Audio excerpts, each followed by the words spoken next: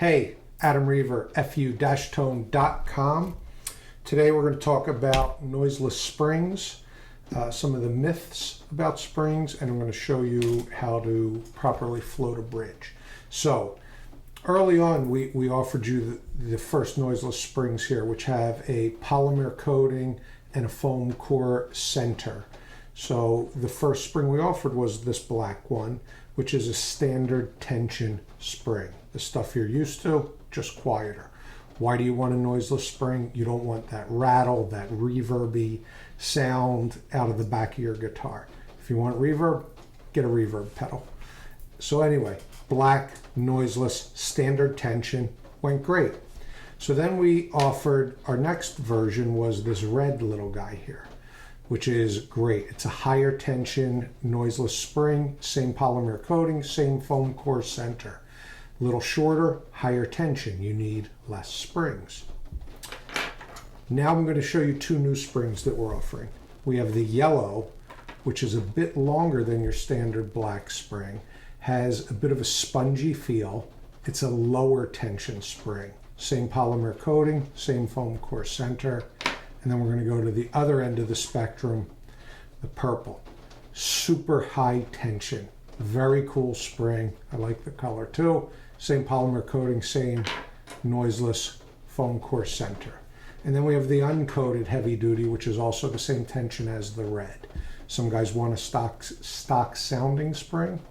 Here it is. So, new springs, fu-tone.com. New colors, they look kind of cool. So let's talk about springs, spring configurations, number of springs. I hear it all the time and I see it online a lot. And I see a lot of bad information. I see a lot of misinformation. Guys saying, you know, if I play this gauge string at this tuning, you know, I have to use 3 springs set this way. Or I have to use 4, or I have to use 2, whatever. And it's a bit of a myth, because what's happening, especially when you're in the floating tremolo side, you have a certain amount of tension being caused by 3 things. A, the gauge string you're playing. B, the tuning you use. And C, the scale length of the guitar. Those 3 things together are going to create a certain amount of torque going this way. Torque, poundage, whatever you want to call it. Your springs are pulling in the opposite direction, trying to keep everything in check. So when you see the bridge, you know, kind of cocked forward like this, not enough spring tension. Cocked back, too much. How do you get the right amount of spring tension? I'm going to show you. And we're going to wing it here on this Luteria Rocks guitar. Thank you, Marco. And I'm wearing my Rock shirt today. What a coincidence. And my hat. Don't laugh at me, honey, because we were at a pool party today, so I had my hat on. Anyway, here we go. So right now, this guitar is set up in standard tuning, blocked. The bridge is blocked. It's not floating. So here's what we're going to do. I have 3 red springs in here. When you set up your bridge, you want to block your bridge, even if you're going to float it. Block it. Either use a trem stopper. Sometimes I'll put a little wrench or shim right between this side of the block and the back. You could put some guitar picks in there. And what you want to do is then create extra tension, extra spring tension. So the way I'm going to do it for this setup right now, I'm going to crank the claw forward.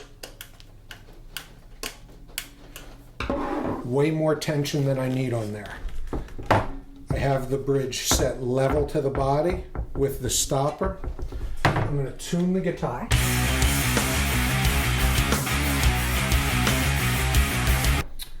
Okay, again, blocked, level to the body, in tune, all good. So if I were going to stay blocked, I'm good, I'm done. But I want to float this bridge. So, because I put that extra tension on, what I'm going to do now is I'm going to take this stopper off and unblock the bridge. What's going to happen is everything's going to go sharp. So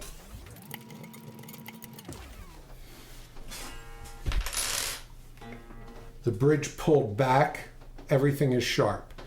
Here's the trick. I'm going to let the claw tension out, and while I do it, I'm going to watch my tuner as I pluck the A string. Remember, when I was blocked and level to the body, the A was in tune. The A is sharp now, so let's find the A. When you find the A, you found your ground zero where you were blocked.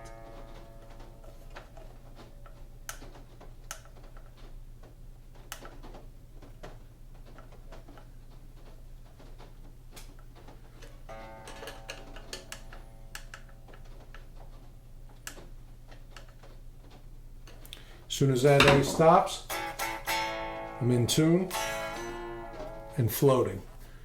Now, let's debunk the rest of the myth. 3 springs, 4 springs, whatever. If I take one spring off here, add another spring, use a red and a black spring, whatever I use, if I move that claw till I get my A, I'm fine. That's going to be the level ground zero point. And just for giggles, let's try it.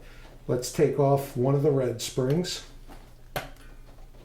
and we'll add a yellow. Definitely not enough tension.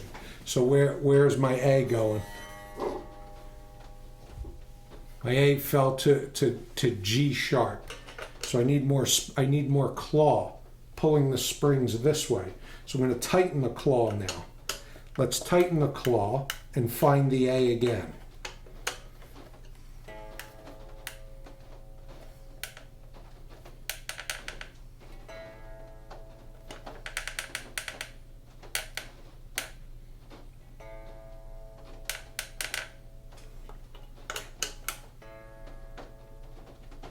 There's my A. Floating again. Different springs, different tension from the springs, different claw position. The same exact amount of bar tension total from the springs in both setups. Spring tension versus string tension to stay level. 2 springs, 3 springs, 4 springs, any combination of springs, you can get there by moving the claw. That's it. fu-tone.com, Noiseless Springs. Good stuff. Thanks for watching.